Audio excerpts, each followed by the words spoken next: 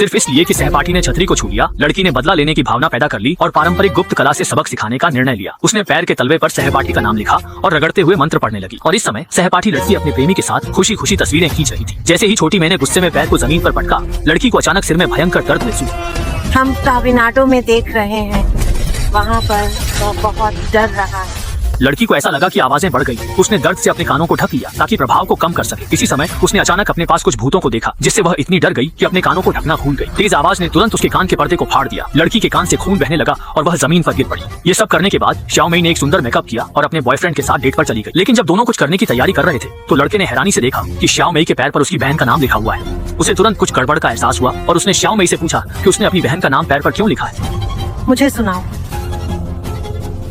असल में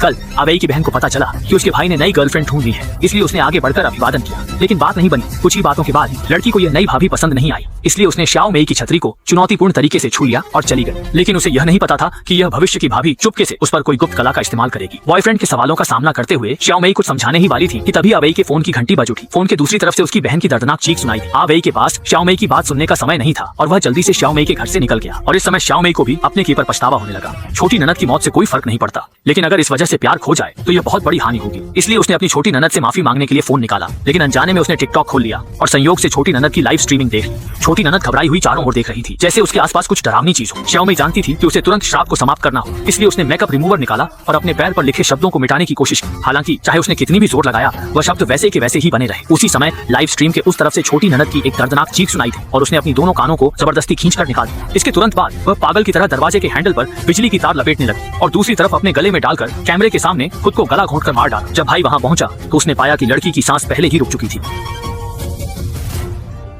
छोटी ननद के जीवन काल के सोशल मीडिया पोस्ट को देखते हुए श्याओमई का दिल अपराध बोध से भर गया। वह सिर्फ लड़की से बदला लेना चाहती थी, लेकिन उसने सोचा भी नहीं था कि इससे उसकी मौत हो जाए। वह रोते हुए मेकअप रिमूवर को अपने पैरों पर छिड़कने लगी। इस बार हल्के से पहुंचने पर ही शब्द मिट गए। हालांकि आधी रात को अजीब घटना घटी।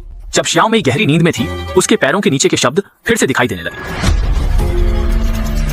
श्याओमई ने जब अपने पैरों पर शब्द देखे तो वह डर के मारे पसीने से तरबतर हो गई। श्याओमई जानती थी कि मंत्र का प्रतिकूल प्रभाव अब आने वाला है। जल्द ही श्याओमई के पैरों में तीव्र दर्द होने लगा और जब उसने फिर से देखा तो छोटी ननद का नाम एक भूतिया चेहरे में बदल गया था, जो उसके पैरों पर लगातार रेंग रहा था। इस समय श्याओमई को अचानक श्राप को हटाने का एक तरीका याद आया और वह था उस कागज को चलाना जिस पर मंत्र लिखा था। इसलिए वह दर्द सहते हुए स्कूल की ओर चल पड़ी, क्योंकि उसने मंत्र को स्कूल के स्टोर रूम में छुपा रखा था। स्कूल पहुंचते ही पैरों में तीव्र दर्द हुआ। पट्टी हटाते ही भूतिया चेहरा और भी भयानक हो गया। त्वचा फाड़कर बाहर निकलने की कोशिश कर रहा था। जिंदा रहने के लिए श्याओमई ने कला चाकू निकाला। तीव्र दर्द सहते हुए भूतिया चेहरे को पैरों से काटकर अलग किया। अच्छी बात थी कि काटने के बाद थोड़ी देर शांति लौटी। श्याओमई ने देर नहीं की और जल्दी से स्टोर रूम की ओर चल पड़ी। हालांकि